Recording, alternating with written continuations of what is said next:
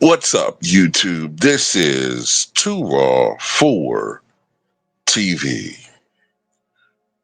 All right, so recently, the moronic LeBron James, in an interview on Pat McAfee's podcast, made the absurd assertion or claim that Giannis of the Milwaukee Bucks, Giannis Antetokounmpo, could score or would score 250 points in a game in the 70s. Now, honestly,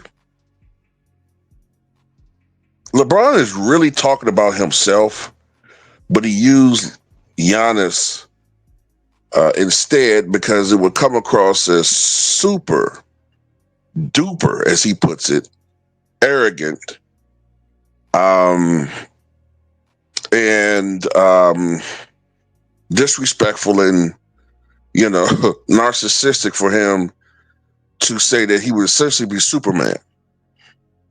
That's basically what he said. Also, I want to make it clear LeBron was born in 1984. So, of course, he would use the decade preceding him to voice his superiority through the proxy of Giannis. All right. So, Giannis was asked about this recently, about LeBron's claim. And this is why I like Giannis Antetokounmpo, because he has a good head on his shoulders. And he gave a very sensible answer to this nonsensical claim that he would score 250 points in a game. A few days ago, LeBron gave you quite a compliment when he said that if you played in the 70s, you could score 250 points in a game. A lot of people obviously have a lot of opinions on it. I'm just curious what your thoughts What's were. your opinion? I don't think in the 70s, as amazing as the players were, in fact, Bob Dandridge, Milwaukee Bucks star, scored more points in the 70s in the finals than any other player. And as amazing as a player as Bob was, I don't know if an athlete on the court was as dominant as you have been in the way that you are. The NBA has never seen it before. So that would be my opinion. I'll say, yeah, I don't know about that take. I think it's a wrong take. Yeah, I don't know. I think if I played in the 70s, it would probably be more of like 275, not 250. No, I'm joking. Great compliment, but I don't like how you say comparing eras. It's not fair. And if I played in the 70s, how everybody practiced and how everybody played, we would have played the same way. That's all you knew at the time. And, the game evolves. And we've got to 2020 and we know more. People shoot the ball from half court. Towns trail every time and he's able to catch the ball and shoot it. He's a threat. Like, it's totally different, right? So you cannot compare this era with that era. I wish at this era that I play right now, 2025, I wish I could score 250 points today. But yeah, I don't think it's fair to compare because I'll probably play the same way that they play if I played at the 70s.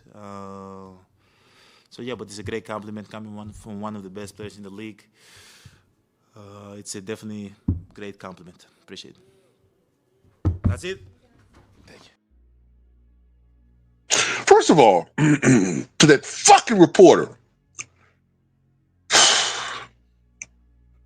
what that was a quick, that was a trick fact he put up there. A factoid about Bob Dandridge having the most points in the finals. See, first of all, what's one of the things that we loved about the 70s as far as NBA basketball? The parity, right? We didn't see a whole bunch of dominant super team dynasty champions. We saw, for the most part, a different NBA champion every year, right? That's why people love the 70s, who are real hoops fans, because it felt like your team had a realistic shot at winning a championship. Remember, the 1975 Warriors were only 48-34. So I say that to say this. Bob Dandridge played for the Milwaukee Bucks and the Washington Bullets, which means that, if I remember correctly, he was in the finals 4 times in the 70s. 71. I think he was with the Bullets in 75, but I'm not certain of that. But either he was with the Bullets or he was with, I can't remember exactly when he got traded to the Bullets. But I know he was at least in the finals 4 times, I think. At least 71, 74 with the Bucks and 78, 79 with the Bullets. If he got traded to the Bullets in 75, he was in the finals 1, 2, 3, 4, possibly 5 times. So if he was in the finals 4 or 5 different times in the finals, that's why he scored more points than anybody else. But let me say this too. I'm tired of people moving the goalposts as far as what was considered caveman ball. First, it was the 40s and 50s, right? Then they started making it in the 60s. Now you're telling me the 70s are caveman basketball? With Dr. J, with George Gervin, with Connie Hawkins, with Crib Abdul-Jabbar, with Artist Gilmore, with Magic, excuse me, not Magic, with Wilt at the beginning of the decade, and Jerry West and Oscar Robertson still playing. And later on, you had Bob McAdoo, who was a precursor to the stretch bigs that play today. You know, all these innovators. You had Pete Maravich. Now you're telling me there's something wrong with the 70s? This is why I despise and have no respect for these clowns in the media. They're clowns to me. They're clowns. And if you agree with this shit, you're a fucking clown too. Not like Giannis. But you're telling me he's more dominant than Kareem Abdul-Jabbar? Kareem won 2 scoring titles. How many scoring titles Giannis got? Has Giannis ever led the league in rebounding? Is Giannis a shot blocker like Kareem? Does Giannis possess the most unstoppable shot in the history of the NBA? Is Giannis, despite the fact we don't have any real bigs, anywhere near Kareem's 55.9% career field goal percentage, even though Kareem had to go up against real competition at center? Like Will Chamberlain, like Wes Unseld, like Elvin Hayes, like Bob Lanier, like Artist Gilmore, like Moses Malone, like a young Patrick Ewing later on, Akeem Olajuwon, I don't think he went against Dave Robinson because he came after the year after. But, and the list goes on and on and on. Dave Cowens, what are we talking about, man? Now, having said that, kudos to Giannis for pointing out the obvious.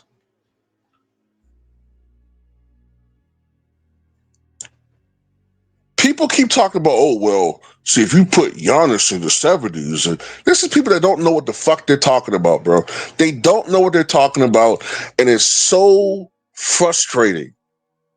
They don't understand the game. But you know what? It's not their fault. I blame the media because the media has they don't feel an obligation to teach the game at all. They don't. All they want to do is just hype up shit and make stuff all about ratings and say the most ridiculous claims. And they even purposely at this point spreading misinformation. I saw once again, it was trending recently. Does Wilt 100-point game even exist? They don't care. All they care about is hits, likes, and clicks. And they're starting to do it in baseball. They're starting to do it in baseball. They're starting to do it in boxing. They don't care. All these people care about is making money. Giannis would be bounded by the rules of the 70s. He would not be able to play basketball in the manner in which he plays today. He'd be on the block, trying to score up against guys just as big, if not bigger than him. And by the way, I heard some nonsense about how centers were 215 back then. Gilbert Arenas saying some bunch of stupid malarkey on his channel. Oh, the guys in the 70s, they only made $5,000 a year. Bro, you sound ignorant. You had players in the early 50s making more than that. You sound stupid. By the 1970s, these guys was making 250, 300, 400,000. Later on in the decade, 600, $700,000 a year. No, they weren't. They didn't have generational wealth, but these people were living in wealthy neighborhoods by then. You sound like a clown, a straight clown. All I hear is people say dumb crap all day, every day about the history of the game. Don't know what the hell they're talking about. But, as long as they're entertaining and loud and ignorant, they get a whole bunch of subs full of stupid, ignorant people just like them. Give me my 40,000 subs who are smart, intelligent basketball fans. I'm good. Have all these loud, ignorant, stupid, big lip sheep bob-barring all over the place. Nappy head. Oh, my God, man. Let me shut up.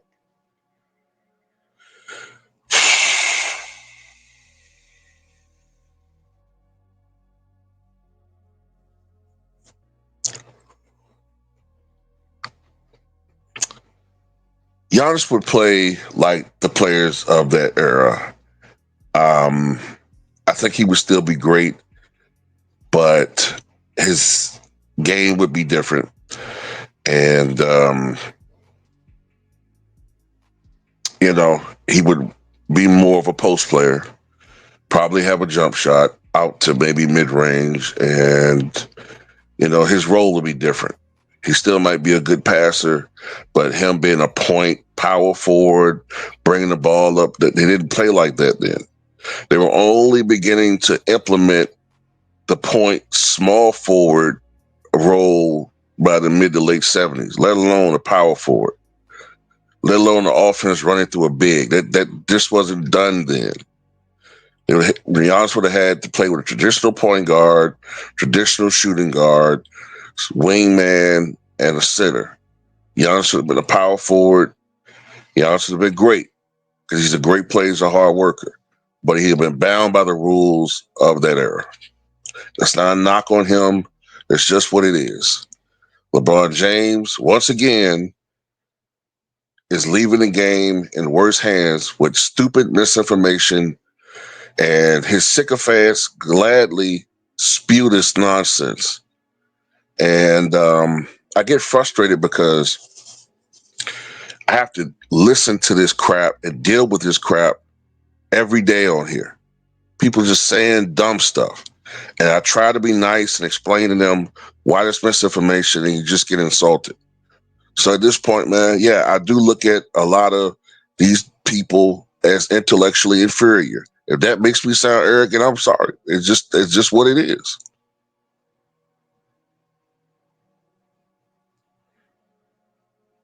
When you're given a steady diet of intellectual junk food, you become mentally fatigued, flabby, and obese.